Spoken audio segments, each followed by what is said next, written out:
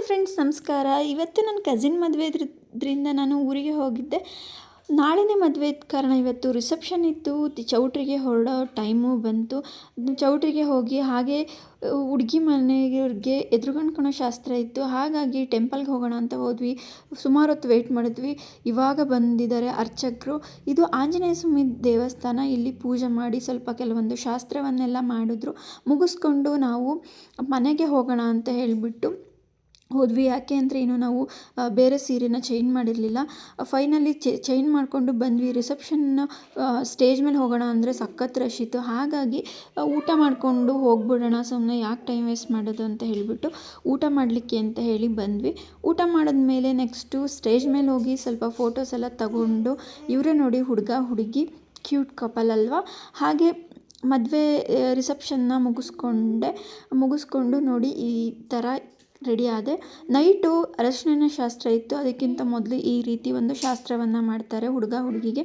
ಎಲ್ಲ ಶಾಸ್ತ್ರವನ್ನು ಮಾಡ್ತಾಯಿದ್ರು. ನನಗೆ ಸ್ವಲ್ಪ ಹೆಲ್ತ್ ಪ್ರಾಬ್ಲಮ್ ಇದ್ದಿದ್ದರಿಂದ ನಾನು ರಿಟರ್ನ್ ಬಂದೆ. ಇದು ಮರುದಿನ ಬೆಳಗ್ಗೆ ವ್ಲಾಗ್ ಆಗಿದೆ.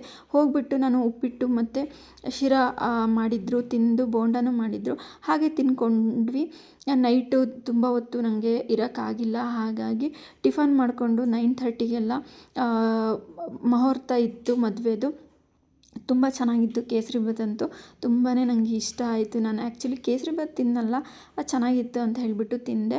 ಬಂದ್ವಿ. ಅಷ್ಟೊತ್ತಿಗೆ ಹುಡುಗ ಹುಡುಗಿಗೆ ತಾಳಿ ಕಟ್ಟಾಯಿತು. ನೋಡಿ, ಇದು ಒಂದು ತಾಳಿ ಕಟ್ಟೋ ಸಂದರ್ಭಕ್ಕೋಸ್ಕರ ಎಷ್ಟೆಲ್ಲ ಶಾಸ್ತ್ರಗಳು, ಎಷ್ಟೆಲ್ಲ ಸಂಪ್ರದಾಯಗಳನ್ನು ಮಾಡ್ತೀವಿ ಅಲ್ವಾ.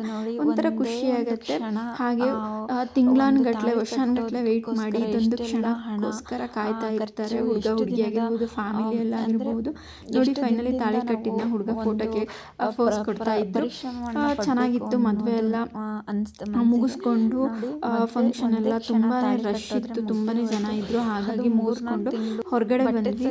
ಇದು ನಮ್ಮ ಹುಡುಗ ಈಗಲಿಂದಾನೇ ಸುಳಿಲಿಕ್ಕೆ ಸ್ಟಾರ್ಟ್ ಮಾಡ್ತಾ ಇದ್ದೀನಿ. ಇಲ್ಲದೆ ಇರೋ ನಕ್ಷತ್ರಗಳನ್ನ ತೋರಿಸ್ತಾ ಇದ್ದ. ಹಾಗೆ ಅದೆಲ್ಲ ಮುಗ್ದೋಯ್ತು, ಶಾಸ್ತ್ರ ಎಲ್ಲ ಮುಗ್ದೋಯ್ತು. ಸರಿ, ನಾವು ಊಟ ಮಾಡಲಿಕ್ಕೆ ಅಂತ ಹೇಳ್ಬಿಟ್ಟು ಬಂದ್ವಿ. ಎಲ್ಲ ಕಡೆ ನೋಡಿ ಆಲ್ರೆಡಿ ಬಾಳೆ ಎಲೆನ ಹಾಕಿದ್ರು. ನಾವು ಊಟಕ್ಕೆ ಕೂತ್ಕೊಂಡ್ವಿ. ತುಂಬ ವೆರೈಟೀಸ್ ಮಾಡಿಸಿದ್ರು. ಫುಡ್ ಅಂತೂ ತುಂಬಾನೇ ಚೆನ್ನಾಗಿತ್ತು. ಎಲ್ಲವನ್ನ ಮುಗಿಸ್ಕೊಂಡು ನೋಡಿ, ರೈಸ್ ಬಾತ್ ಆಗಿರ್ಬೋದು ಮತ್ತೆ ಲಾಡು ವಡೆ ಎಲ್ಲ ಮಾಡಿಸಿದ್ರು. ಫಂಕ್ಷನ್ ಎಲ್ಲ ಮುಗಿಸ್ಕೊಂಡು ರಿಟರ್ನ್ ನಾವು ಚಿಕ್ಕಮಗಳೂರಿಗೆ ಹೊರಡಬೇಕಾಗಂತ ಸಿಚುವೇಶನ್ ಬಂತು.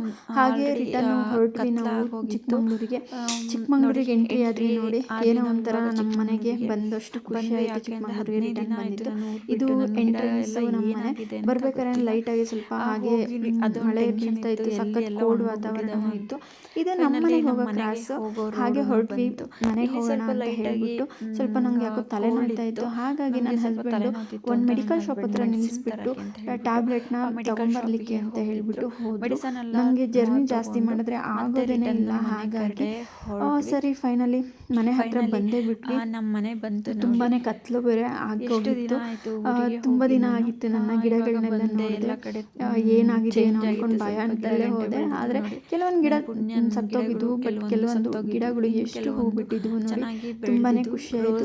ನಿಮ್ಗೇನಾದರೂ ಈ ವ್ಲಾಗ್ ಇಷ್ಟ ಆಗಿದ್ರೆ ಪ್ಲೀಸ್ ಚಾನಲ್ನ ಸಬ್ಸ್ಕ್ರೈಬ್ ಮಾಡ್ಕೊಳ್ಳಿ. Thank you so much. Bye.